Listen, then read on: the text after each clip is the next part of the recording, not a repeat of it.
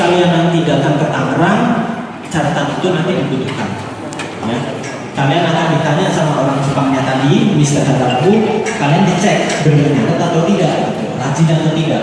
Nah itu salah satu poin yang seperti itu. Ya. Oke ya, bisa dipahami ya. Yang belakang jelas suaranya. Memberikan kontribusi kepada siswa-siswa ya, kepada negara yang melalui teknologi pengalihan Jepang. Ya. Maksudnya itu seperti ini biar kalian mudah menangkap. Jadi PTCI itu memberangkatkan siswa-siswa dengan jurusan perikanan. Nah itu nanti dikirim ke negara Jepang juga di bidang perikanan. Jadi nyambung. Nah maksudnya pengalihan teknologi Jepang itu, di Jepang itu kan teknologinya tinggi, bagus, ya, modern. Nah harapannya kami itu kalian nanti nyampe Jepang itu bisa belajar alat tangkap, bisa belajar cara kerja di pabrik. Itu bisa diterapkan pada saat kalian pulang ke Indonesia. Misalkan kalau untuk yang pengolahan pulang dari sana itu biasanya buka home industri di rumah, yang buka seperti pabrik nugget kecil-kecilan, CV kecil itu banyak yang sudah membuat yang sukses. Kalau untuk yang laki-laki, kebanyakan dari survei kami itu yang wilayah Ketapang itu banyak yang membeli lahan kelapa sawit. Kalian nanti berangkat ke sana, pulang ke Indonesia pasti membawa uang itu tidak sedikit. Jadi alangkah baiknya itu diinvest ke kelapa sawit, itu sangat menguntungkan. Terus kemudian PTCI ya seperti yang tadi disampaikan, untuk kontrak itu minimal 3 tahun minimal ya. Maksimalnya itu 5 tahun ya. Maksimal. Kenapa saya katakan seperti ini? Karena zaman ini kan zaman COVID ya. Misalkan kalian kontrak 3 tahun ternyata COVID-nya datang, tidak bisa pulang ke Indonesia, mau nggak mau harus nambah. Nah itu, jadi maksimalnya nambah 2 tahun, itu total 5 tahun. Tetapi kalau misalkan ternyata tidak ada masalah sama negaranya, tidak ada COVID dan lain-lain, sudah normal, 3 tahun bisa pulang seperti itu. Ya. Kok 3 tahun udah kayaknya kok keuangannya masih kurang, ya mau nambah lagi misalkan bisa seperti itu. Ya. Jadi untuk mulai tahun 2017 itu nambah kontrak 2 tahun itu bisa. Untuk kerjaan, ya, untuk yang laki-laki saya rasa kalian sudah pernah di SD, sudah tahu cara kerja di kapal itu seperti apa. Yang budidaya, mungkin kalian kan saat ini pengolahannya masih ditambak, ya, itu ya.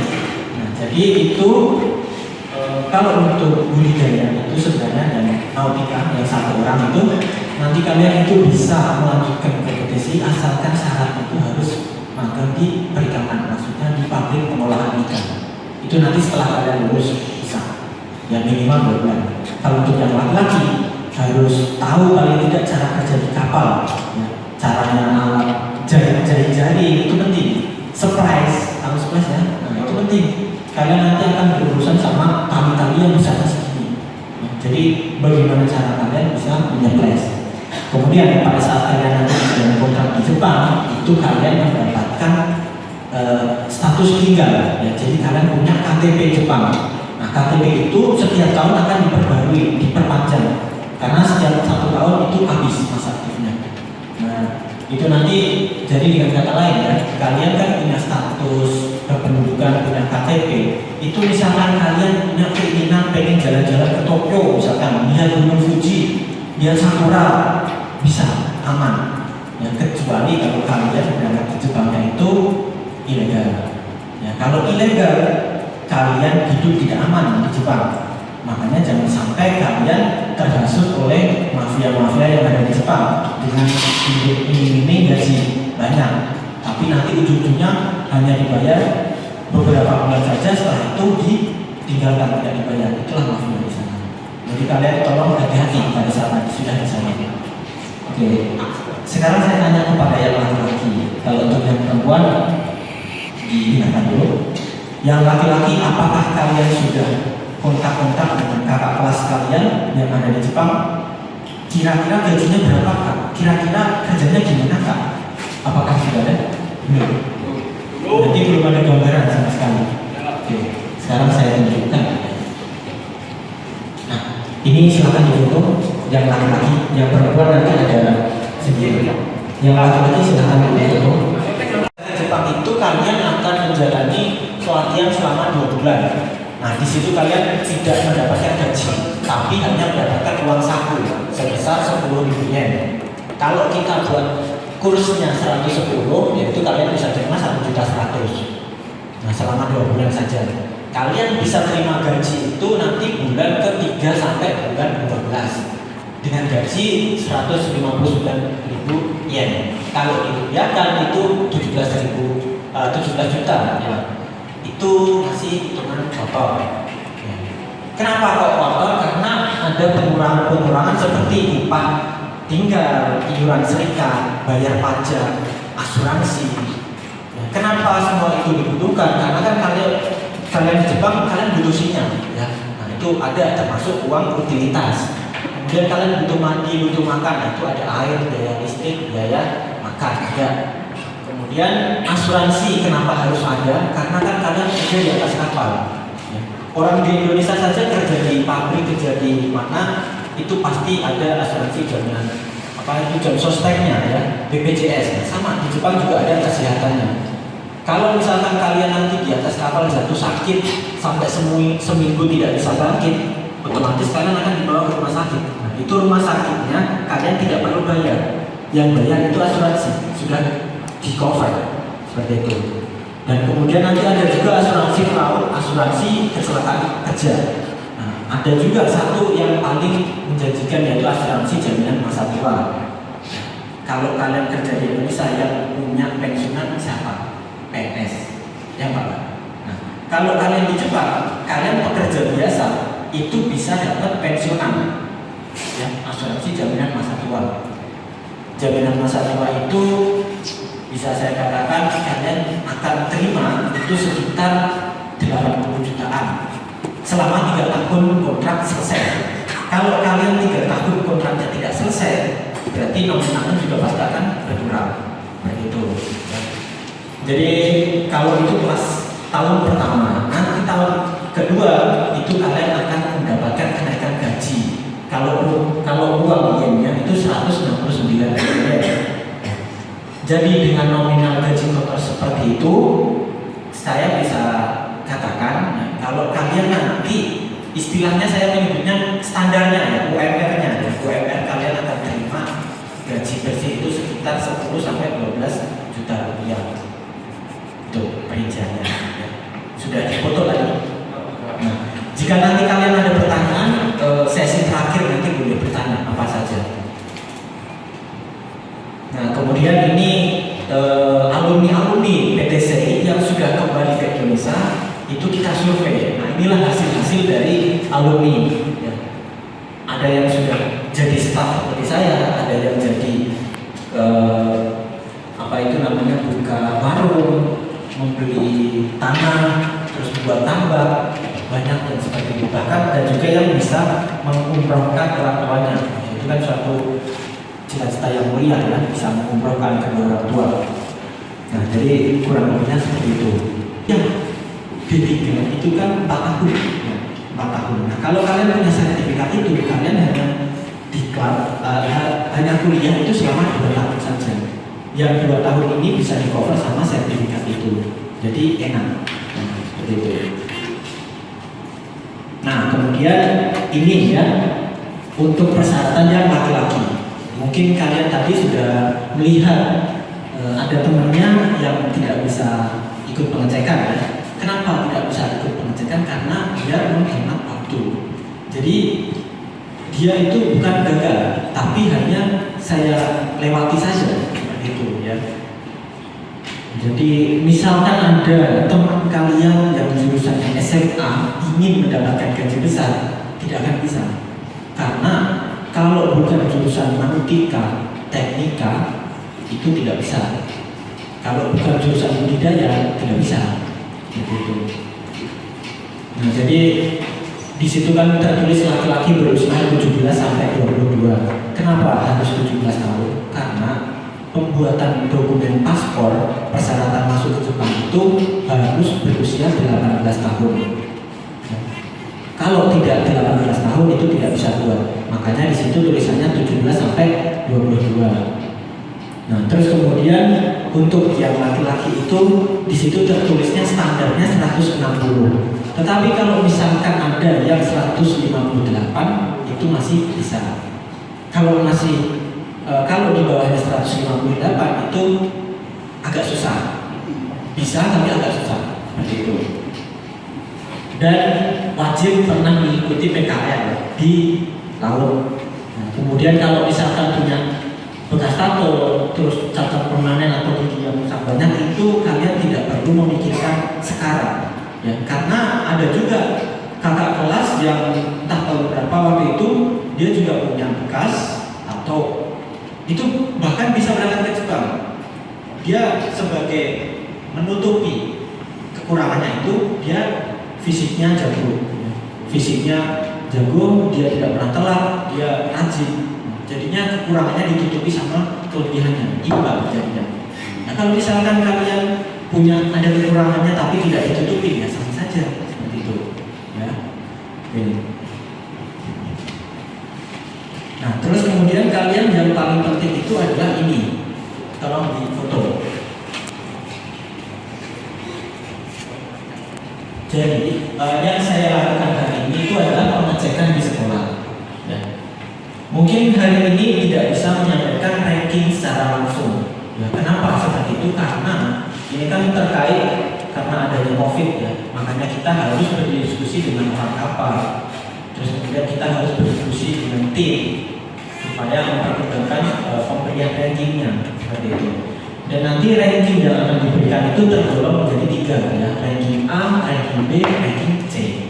Ranking A itu bisa dibilang 90% lulus wawancara. Lulus wawancara yang ada di situ, ya. Kenapa 90%? Karena yang 10%-nya itu ada medical check up. Kalau gagal di medical check up itu sudah tidak bisa lanjut ke mana-mana, tidak bisa lanjut ke grup yang lain. Sedangkan misalkan ranking A sudah selesai medical check up, dia menunggu sambil mengurus paspor. Nanti yang ranking B dan C itu datang ke Tangerang. Nah, ranking B dan C ini bisa dibilang 60% lulus wawancara, lulus seleksi. Kenapa 60%? Karena yang 20% itu medical check up, yang 20% ada persaingan. Nah, jadinya saya bilang 60%.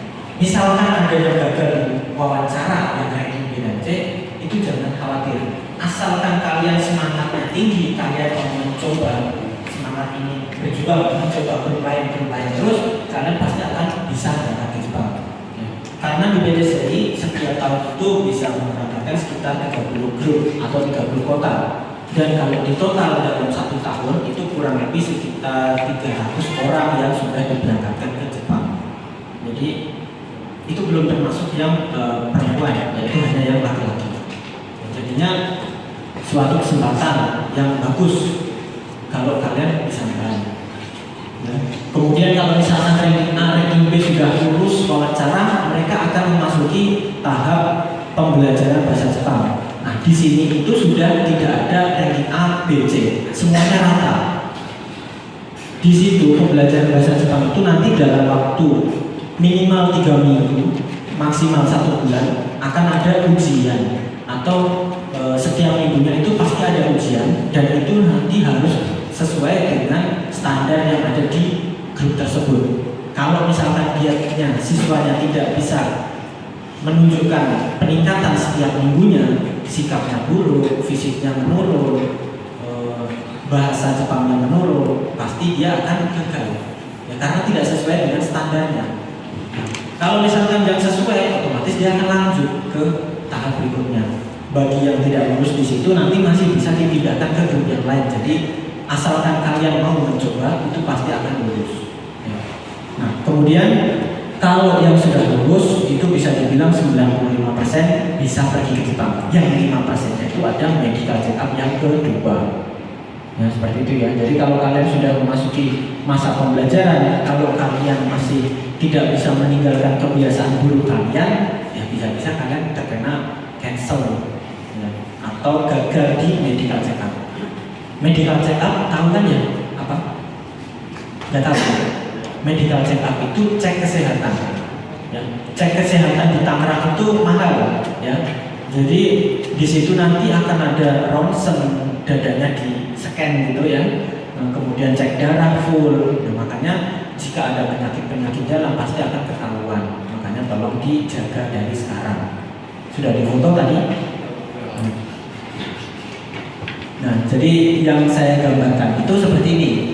PTCI punya 30 grup. Nah, itu dibagi menjadi 2 tahap seleksi. Yang pertama sebelum lebaran, yang kedua setelah lebaran. Misalkan kalau kalian dijadwalkan di sebelum lebaran datang ke Tangerang tes seleksi, itu kesempatan yang bagus ya. Kalau kalian tidak lulus sampai grup G, ya berarti kalian punya permasalahan di diri kalian. Nanti ada kesempatan minta maaf ke Tuhan. Di situ lebaran ya. Nah, setelah itu nanti kalian ikuti tes lagi. Nah, baru siapa tahu lulus gitu. Ya. Oke, bisa dipahami kan? Nah, gambaran tes di Tangerang itu seperti ini. Jadi tes di Tangerang dan tes di sekolah itu berbeda. Ya. Kalau kalian nanti tesnya di Tangerang itu langsung bersama orang perusahaan atau orang kapal. Ya, orang kapalnya yang di depan itu yang pakai baju hitam-hitam itu ya. Nah, ada tes barbel kalau di Tangerang. Barbelnya itu beratnya 32 kilo. Nah, kalian di situ kesempatan untuk menunjukkan maksimal kekuatan kalian. Kesempatan kalian di situ. Kalau kalian tidak bisa menunjukkan full powernya di hari itu, ya kemungkinan kalian nanti akan dipertimbangkan dengan yang lain karena itu suatu kompetisi.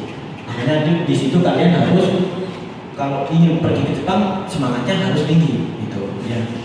Kemudian ada yang namanya split jump yang sebelah kanan bawah itu split jump. Nah, itu sama nanti ada timingnya kalau itu. Ini silakan difoto.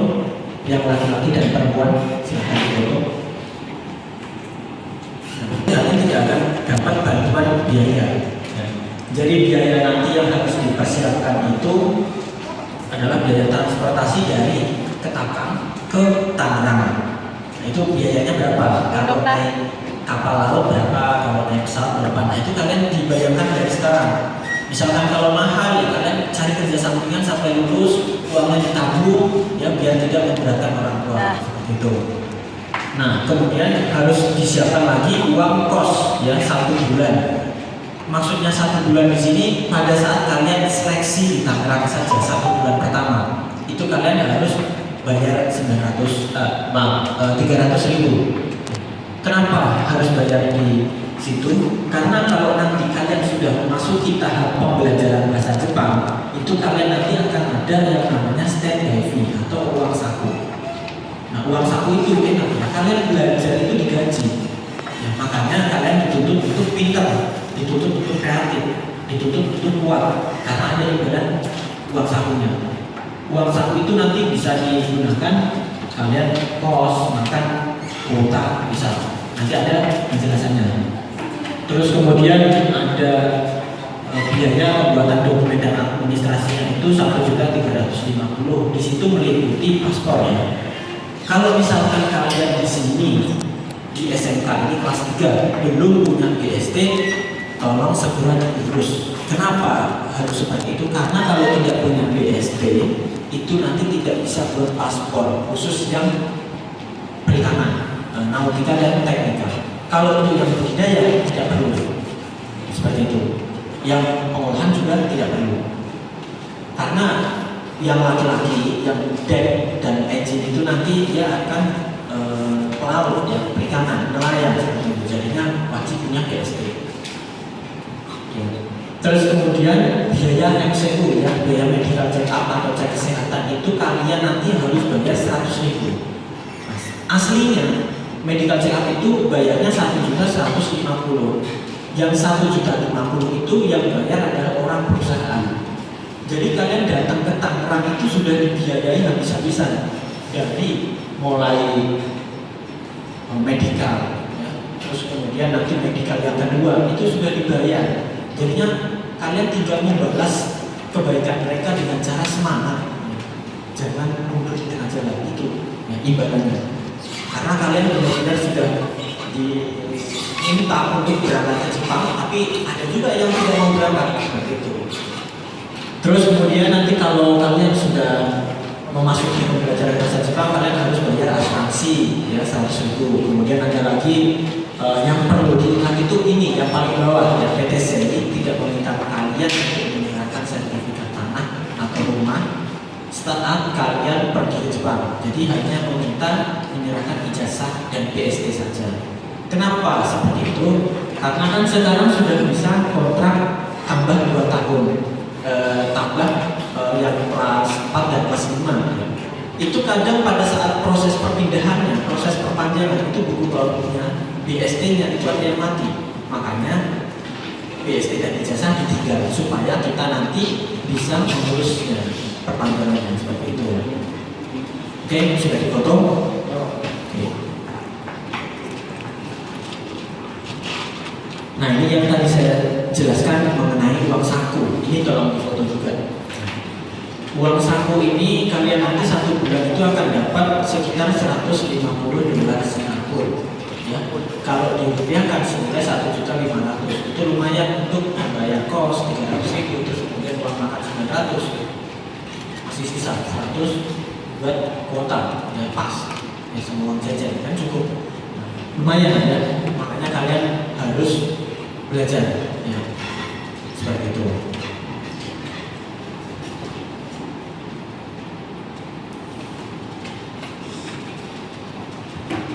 Ini alat tangkapnya ya. Jadi kapal di Jepang itu hampir semuanya tidak ada yang kapal kayu, semuanya besi. Ini gambaran kapal kapal skipjack itu kapal pull and land. Kapal pull and land. Kenapa kita ada tes baru? Karena kan pull and land itu mancing seperti ini, tenaga harus diutamakan. Kalau mancing begini, badannya tidak kuat ya begini ya, ketarik ikan jatuh ke laut bahaya. Ya, makanya harus kuat. Kapal forsetnya seperti ini. Ya. Kapal forset itu paling kecil 20 GT, paling besar 300 GT. Nah, jadi semuanya pakai holer, pakai gardan semua. Kapal trollnya seperti ini ya. Nah, kalau ini kapal cumi, beda ya sama cumi di Indonesia ya.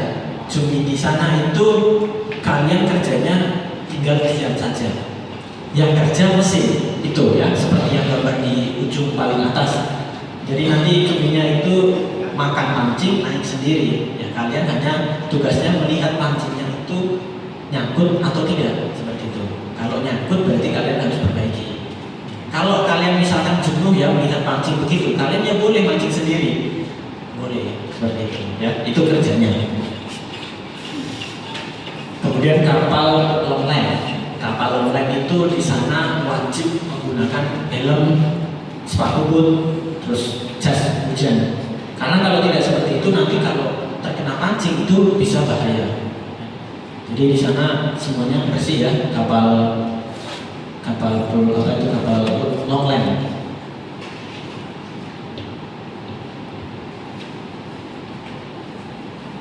Tahu ini ya? Ya. Jadi yang di depan Bu Susi itu adalah pimpinan PTCI ya, namanya Bapak Tony. Jadi beliau ini tahun 2017 itu menerima penghargaan secara langsung oleh Bu Susi ya, karena atas jasa dunia kontribusi di dunia perikanan dan kelautannya itu tinggi, jadinya langsung dikasih penghargaan ya. Karena kan kita kalau untuk memberangkatkan siswa itu tidak memberatkan siswa, jadi siswa itu datang secara gratis. Maksudnya gratis itu ya kalian tiket pesawat, kemudian biaya berangkat ke Jepang, dokumen ke Jepang itu kalian tidak bayar. Makanya kalian yang perlu disiapkan adalah biaya yang tadi difoto. Sisanya kalian tidak perlu bayar. Makanya itu kita bilang gratis. Mungkin berbeda dengan PT-PT tetangga ya, yang bayar sekian. Nah, tetapi mungkin di sana lebih instan karena kan bayarnya mahal. Nah, kalau kita gratis, tapi kalau kalian ingin berangkat ya harus usahanya mana? Gratis soalnya. Ya, seperti itu. Ya. Kemudian ini alamat TTCI, tolong difoto. Yang cewek juga difoto.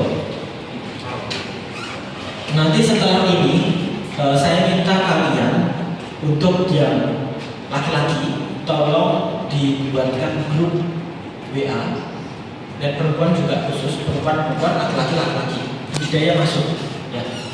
Jadi di situ nanti grup di situ akan saya gunakan untuk menyampaikan informasi. Kalau misalkan ada salah satu member dari kalian hilang, nah itu saya akan kontak di grup itu. Jadi itu nomor saya yang di tengah ya. Jadi kalau misalkan nama saya tidak aktif, ya nama saya Munir ya. Kalau saya tidak aktif, ada Pak Aris. Kalau tidak aktif lagi Pak Budi. Ya, jadi ini nanti pokoknya grup WA kalau dibuat saya dijadikan admin. Pastikan nama grupnya itu ada 2022-nya, ada ketapangnya. Yang penting ada ketapang, ada 2022-nya. Ya itu. Ya, kalau untuk yang laki-laki materinya mungkin seperti itu. Ya. Kalian silahkan dipikirkan. Jika ada pertanyaan nanti silahkan ditanyakan. Setelah ini untuk yang pengolahan.